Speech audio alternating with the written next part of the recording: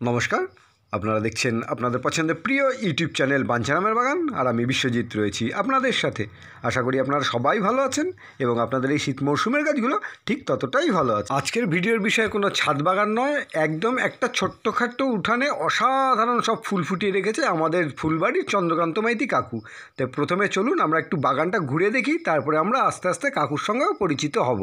প্রথমেই আমি বাড়ির প্রবেশপথটা থেকে দেখাই। দেখুন, এখানেও কিছু চন্দ্রমল্লিকার গাছ লাগানো আছে এবং তাতেও কিন্তু অসংখ্য ফুল ফুটেছে। এরপরেই দেখুন, আমরা বাইরে থেকে একবার দেখার চেষ্টা করছি সম্পূর্ণ উঠোনটা দেখতে কেমন লাগছে। দেখুন, একদম মনে হচ্ছে কোনো শিল্পী তার তুলির টানে একটা ছবি এঁকে রেখেছে। এইবার আস্তে আস্তে আমরা বাড়ির ভেতরে প্রবেশ করছি। কি অপরূপ সৌন্দর্য! প্রকৃতি যে প্রতিভাবান ব্যক্তিদের প্রকৃত শিক্ষক, সেটা আমাদের এই ফুলবাড়ির চন্দ্রকান্ত মাইতি কাকুও যেন তার প্রকৃত একটা উদাহরণ। তিনি তার যত্ন, স্নেহ এবং ভালোবাসা দিয়ে এই গাছগুলোকে সন্তানের মতো করে বড় করে তুলেছেন এবং তাতে ফুল ফুটিয়েছেন। সত্যিই তো, প্রকৃতির ভালোবাসাই হচ্ছে প্রকৃত ভালোবাসা, যা মানসিক আশা আকাঙ্ক্ষাকে কখনোই প্রতারিত করে না। গাছগুলোও যেন ঠিক তেমনই, তার সমস্ত সৌন্দর্য উজাড় করে নিজেকে মেলে ধরেছে এই প্রকৃতির সামনে। এই বছরটা কিন্তু মরশুমি ফুল চাষের জন্য, বিশেষ করে এই চন্দ্রমল্লিকা চাষের জন্য কিন্তু আবহাওয়াটা মোটেও অনুকূলে ছিল না। এই প্রতিকূল আবহাওয়ার মধ্যে এই চন্দ্রকান্ত মাইতি কাকু ফুলগুলোকে এত সুন্দরভাবে তৈরি করেছেন। দেখুন, এই গাছগুলোর ওপর থেকে কিন্তু পাতা দেখা যাচ্ছে না, পুরো থোকা থোকা ফুল গাছ ভর্তি ফুটে আছে। এর জন্য একটা আলাদা প্রশংসার দাবি কিন্তু চন্দ্রকান্ত মাইতি কাকু রাখতেই পারেন। আপনার বাড়ি যদি শ্যামনগরের আশেপাশে কোথাও হয়ে থাকে, তাহলে অনায়াসেই আপনি এই উচ্ছেগড়ের ফুলবাড়িতে এসে এই ফুলের সৌন্দর্য চাক্ষুষ করতে পারেন।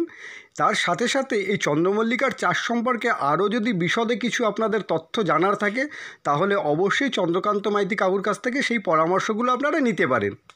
শুধু চন্দ্রমল্লিকাই নয়, এর পাশাপাশি দেখুন খানিকটা ফাঁকা জমিতে উনি ব্রুকলিরও চাষ করেছেন এবং প্রত্যেকটা গাছেই দেখুন ব্রুকলি হয়ে আছে। এবং চন্দ্রকান্ত মাইতি কাকু আমাদের যেটা জানালেন, এটা তার দ্বিতীয়বারের ফসল। প্রথমবার ব্রুকলিগুলো কেটে নেওয়া হয়েছে, তারপরে যে গাছগুলো রয়েছে সেই গাছে আবার নতুন করে দ্বিতীয়বারের জন্য এই ফসলগুলো হয়েছে, সেটাও কিন্তু অসাধারণ হয়েছে।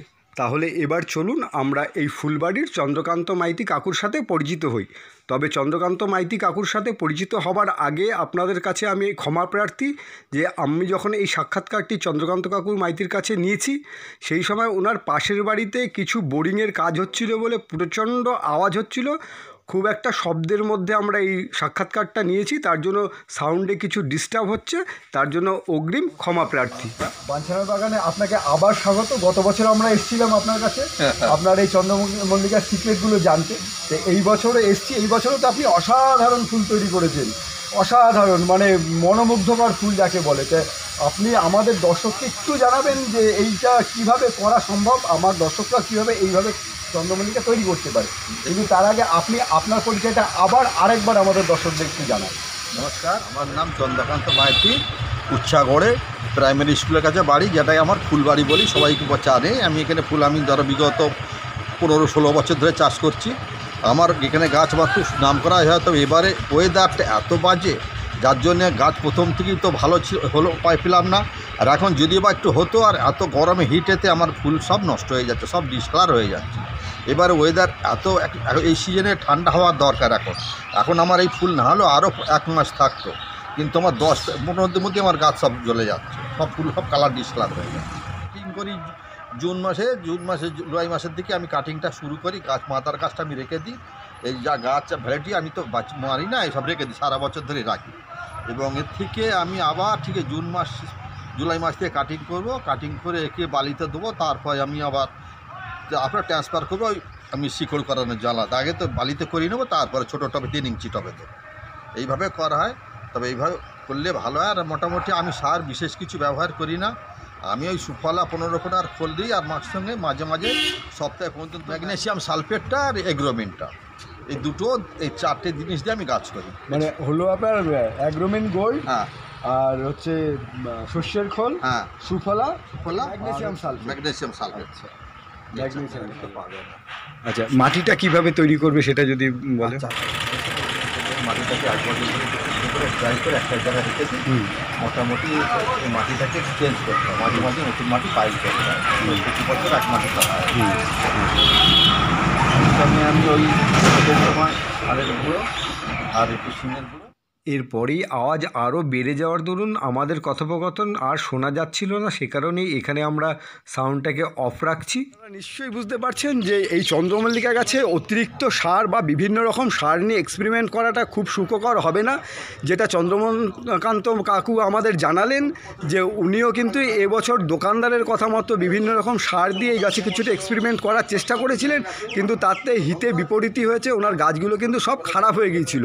তারপরে ঠিক তিনি যেমনটা আমাদের জানালেন যে আমি সুফলা এবং শস্যের খোল ভেজানো পচা জল আবার পুনরায় ঠিকমতো ইউজ করার পরেই কিন্তু এই গাছগুলো এত সুন্দরভাবে দাঁড়িয়ে গেছে।